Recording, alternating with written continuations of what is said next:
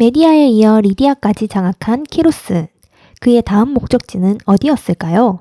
바로 바벨론이었습니다. 당시 바벨론의 왕은 벨사살이었습니다. 실제로는 나이든 아버지 나보니두스 왕의 섭정이었습니다만 실질적인 왕이었죠. 약 70년 전인 기원전 605년 네부카드네자르 2세가 남유다를 함락시킨 뒤 남유다의 이스라엘 백성들이 바벨론의 포로가 되어 대거 바벨론으로 이주한 상태였습니다. 예레미야 선지자의 예언대로 말이죠. 보라, 내가 북쪽 모든 종족과 내 종 바벨론의 왕 느부갓네살을 불러다가 이 땅과 그 주민과 사방 모든 나라를 쳐서 진멸하여 그들을 놀램과 비웃음거리가 되게 하며 땅으로 영원한 폐허가 되게 할 것이라. 여호와의 말씀이니라.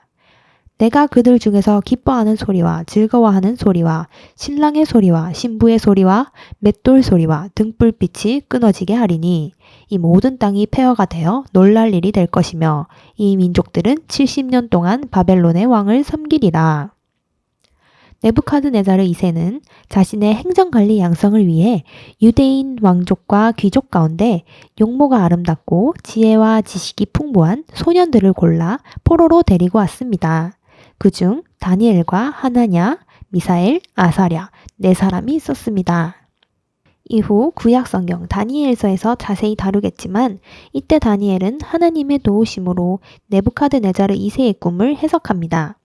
이를 통해 바벨론 제국의 몰락과 키루스 2세의 등장을 예언하여 하나님의 심판과 역사의 흐름을 왕에게 보여주게 됩니다.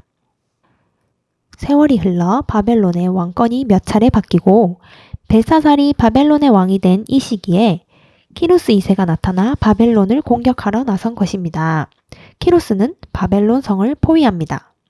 하지만 벨사살 왕은 걱정이 없었습니다. 바벨론 성은 너무나도 튼튼했기 때문이죠.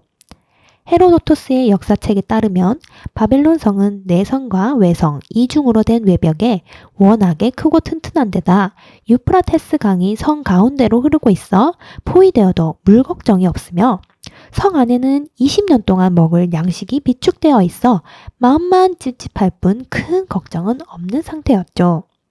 심지어는 축제일이 되자 벨사살 왕은 왕족과 귀족, 장군 1000명을 모아놓고 잔치를 벌입니다.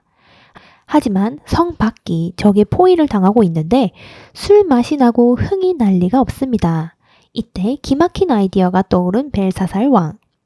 하인들에게 느부갓네살이 예루살렘 성전에서 탈취해온 금, 은 그릇들을 가져오게 하여 술잔으로 사용하였습니다. 그들은 성전의 순잔에 술을 마시고 금, 은, 구리, 새, 나무, 돌로 만든 그들의 신들을 찬양하였습니다. 그때 왕궁 촛대 맞은편 석회벽에 사람의 손가락들이 나타나서 글자를 쓰기 시작합니다. 왕과 그 자리에 모인 모든 사람들이 그 글자 쓰는 손가락을 보았습니다. 모두 얼굴이 흑빛이 된 채 마음이 복잡해져서 두려움에 떨며 웅성거리자 왕비가 나타나 다니엘을 불러와서 해석을 시키라고 말합니다. 이에 벨사살은 다니엘에게 그 해석을 부탁했습니다.